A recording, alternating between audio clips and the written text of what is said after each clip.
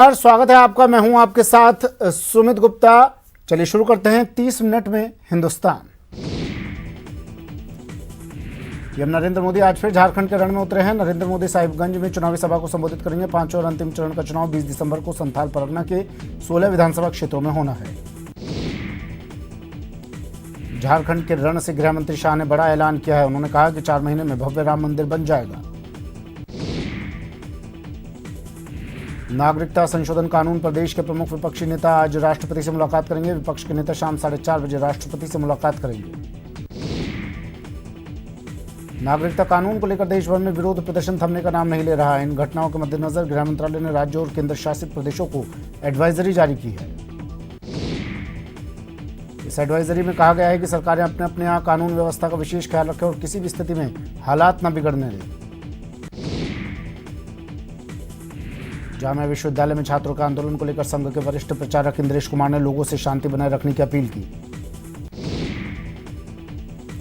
इंद्रेश कुमार ने तोड़फोड़ और आगजनी को गलत ठहराया। उनका मानना है कि शांतिपूर्ण तरीके से अपनी बात वे सरकार के सामने रखें, किसी के बहकावे में न आए।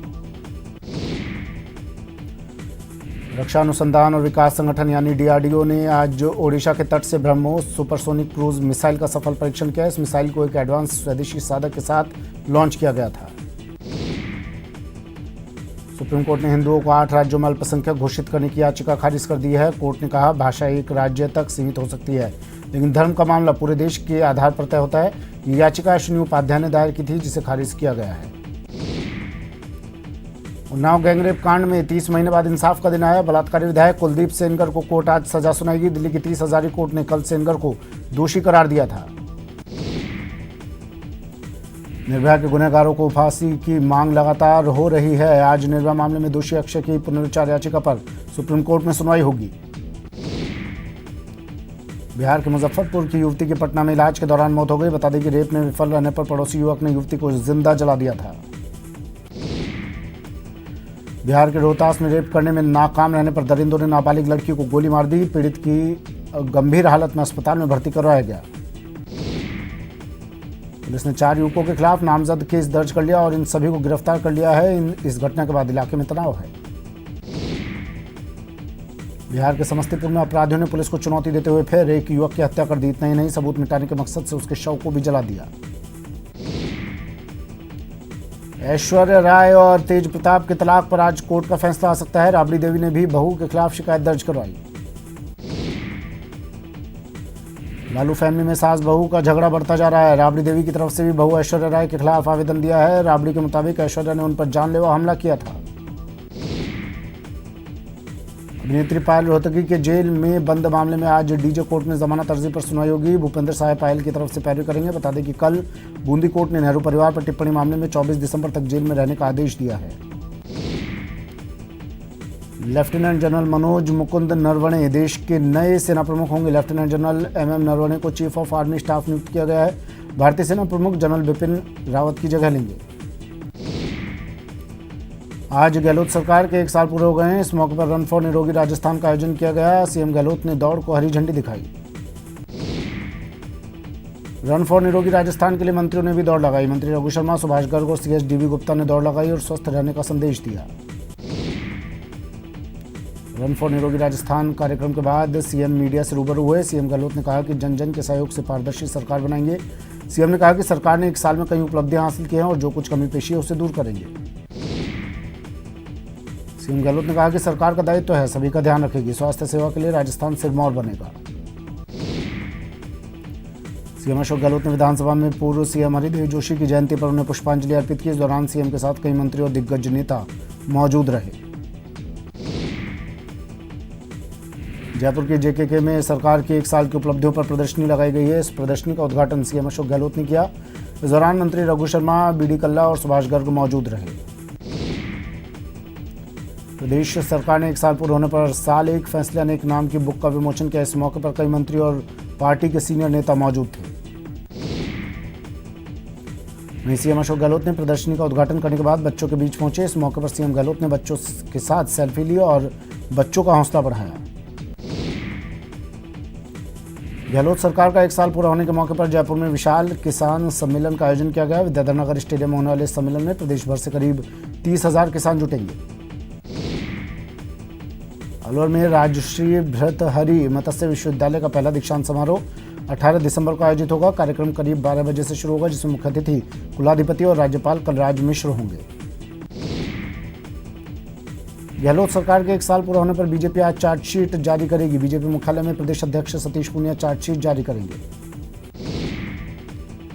देश भर में फास्टैग लागू होने के बाद टोल टैक्स पर लोगों को सर्वर और स्कैनर की समस्या का सामना करना पड़ रहा है। गुरुग्राम में एक टोल प्लाजा पर फास्टैग स्कैनर और सर्वर की वजह से लंबा जाम लग गया। जयपुर में 11 दिन से बेरोजगार अभ्यर्थियों का महापड़ाव जारी है। सभी स्टूडेंट्स भर्ती परीक्षा की डेट को आगे बढ़ाने की मांग कर रहे हैं। कल इन अभ्यर्थियों की सरकार से वार्ता हुई, लेकिन कोई नतीजा नहीं निकला। इन अभ्यर्थियों को सांसद किरोड़ी लाल मीणा और बीजेपी नेता सुमन शर्मा का भी साथ मिला। टोंक में मनरेगा संविदा कर्मियों का अनशन 16वें दिन भी जारी है। ये सभी प्रदर्शनकारी स्थायी नियुक्ति की मांग कर रहे हैं। चूरू जिला मुख्यालय के कलेक्ट्रेट के सामने किसानों का अनिश्चितकालीन धरना 11वें दिन भी जारी रहा। किसान बकाया फसल बीमा क्लेम और मुआवजे की मांग को लेकर 5 जुलाई से कलेक्ट्रेट के सामने धरने पर बैठे हैं। बिहार में बेगूसराय के बखरी बाजार में बीती रात कपड़े की दुकान में आग लग गई। इसमें लाखों रुपए की संपत्ति का नुकसान हो गया। यह आग शॉर्ट सर्किट की वजह से लगी। यह आग रात 12 बजे के बाद लगी और आग की लपटें ऊंची उठने लगी। फायर ब्रिगेड और स्थानीय लोगों ने कड़ी मशक्कत के बाद आग पर काबू पाया। बीकानेर के महाजन में चलती बस में आग लग गई, लेकिन ड्राइवर की सूझबूझ से सभी सवारियों को सकुशल बाहर निकाल लिया गया। आग लगने से सड़क पर काफी देर तक लंबा जाम लगा रहा। चूरू की पॉक्सो कोर्ट ने मिसाल पेश की है। कोर्ट ने 4 साल के मासूम से रेप मामले में 6 दिन बाद फैसला सुनाएगी। दरअसल 30 दिसंबर को मासूम से रेप हुआ था, जिसे लेकर 1 दिसंबर को भवानीपुरा थाने में मामला दर्ज हुआ था। पुलिस ने महज 6 दिनों में कोर्ट में चार्जशीट पेश कर दी थी। 9 दिसंबर को चार्ज बहस के बाद रोजाना सुनवाई के आदेश कोर्ट ने दिए। 9 दिसंबर से 13 दिसंबर तक 15 गवाहों के साक्ष्य लिए गए। यूपी के कानपुर में एंटी रोमियो टीम का अभियान लगातार जारी है। एंटी रोमियो टीम ने ग्वालटोली इलाके में एक शोहदे की पिटाई कर दी। यूपी के कौशाम्बी में 2 पक्षों के बीच जमकर विवाद हो गया। देखते ही देखते विवाद इतना बढ़ गया कि दोनों पक्षों में जमकर लाठी डंडे चले। पूरी घटना सोशल मीडिया पर वायरल हो गई। मुंबई के कांदिवली इलाके में एक शख्स ने खुद को गोली मारकर आत्महत्या कर ली। पुलिस अब मामले की जांच कर रही है।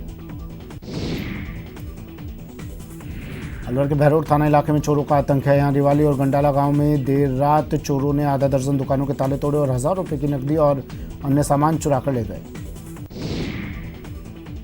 कोटा में डिजिटल मनी के नाम पर करोड़ों की ऑनलाइन ठगी करने वाले अंतर्राज्यीय ठग को पुलिस ने गिरफ्तार कर लिया है। आरोपी महावीर को पुलिस आज कोर्ट में पेश करेगी।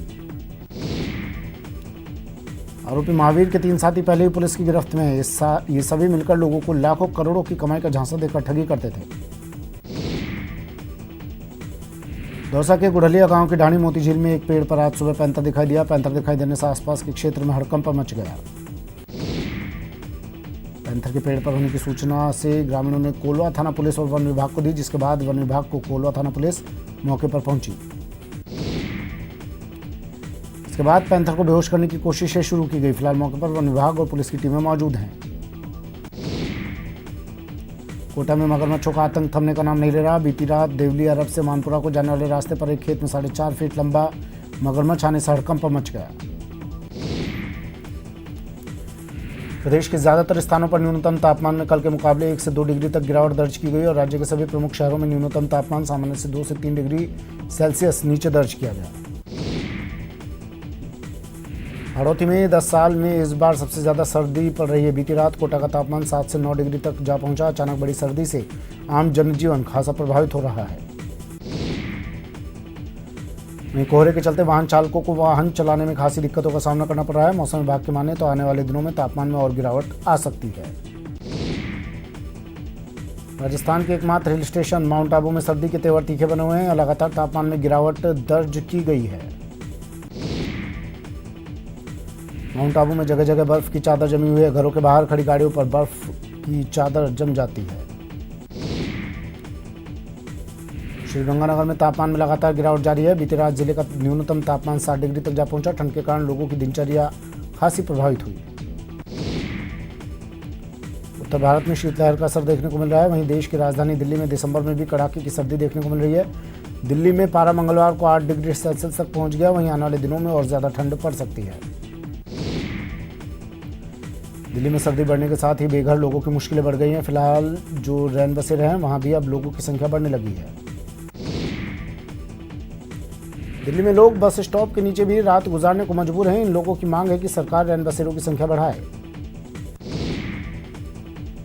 लोकसभा स्पीकर ओम बिरला की पहल पर कोटा में निम्न आय वर्ग को सर्द रातों में राहत पहुंचाने के लिए रैन बसेरे का शुभारंभ हो गया। रैन बसेरे में न सिर्फ रजाई गद्दों का इंतजाम रहता है बल्कि स्वादिष्ट खाना भी दिया जाता है। हिमाचल प्रदेश के कुल्लू में पैराग्लाइडिंग के दीवानों के लिए अटल बिहारी वाजपेयी माउंटेनिंग और टूरिज्म डिपार्टमेंट ने नई पहल की है। इसके तहत पैराग्लाइडिंग के लिए सुरक्षा को लेकर लोगों को जागरूक किया जा रहा है। आईआईटी जोधपुर का 5वां दीक्षांत समारोह आज आईआईटी करवड़ के कैंपस में आयोजित किया जाएगा। दीक्षांत समारोह में शैक्षणिक सत्र 2018-19 में उत्तीर्ण होने वाले छात्रों को डिग्रियां प्रदान की जाएगी। देश में थोक महंगाई दर में बढ़ोतरी हुई है। थोक मूल्य सूचकांक के आधार पर महंगाई दर नवंबर में बढ़कर 0.58% हो गई। बीते 3 महीने में पहली बार इजाफा हुआ है। आर्थिक सुस्ती के बीच सीईओ अमिताभ कांत ने कहा है कि भारत की इकोनॉमी आने वाले दिनों में और मजबूत होगी। अमिताभ कांत ने कहा कि भारत के बारे में काफी सकारात्मक माहौल है। भारत वेस्ट इंडीज के बीच 3 वनडे मैचों की सीरीज का दूसरा मैच विशाखापट्टनम में खेला जाएगा। दोनों टीमें विशाखापट्टनम पहुंच गई हैं। चेन्नई में खेले गए पहले वनडे में भारत को 8 विकेट से हार का सामना करना पड़ा था। मेहमान विंडीज टीम सीरीज 1-0 से आगे चल रही है। विशाखापट्टनम में मैच बुधवार को खेला जाएगा। चूरू जिला स्टेडियम का नाम अब विश्व स्तर पर दर्ज हो चुका है। ये राजस्थान का पहला स्टेडियम है जो IAAF का सदस्य बना है। बाना में सरकार की महत्वाकांक्षी योजना पोल खुल गई है। दरअसल राजपुर गांव में सरकारी स्कूल में मिड डे मील आज भी मिट्टी के चूल्हे पर बनता है। जब इस पर स्कूल के पोषाहार प्रभारी से बात की गई तो उनका कहना है कि इस मामले में जिम्मेदार अधिकारियों से को अवगत करवा दिया गया है।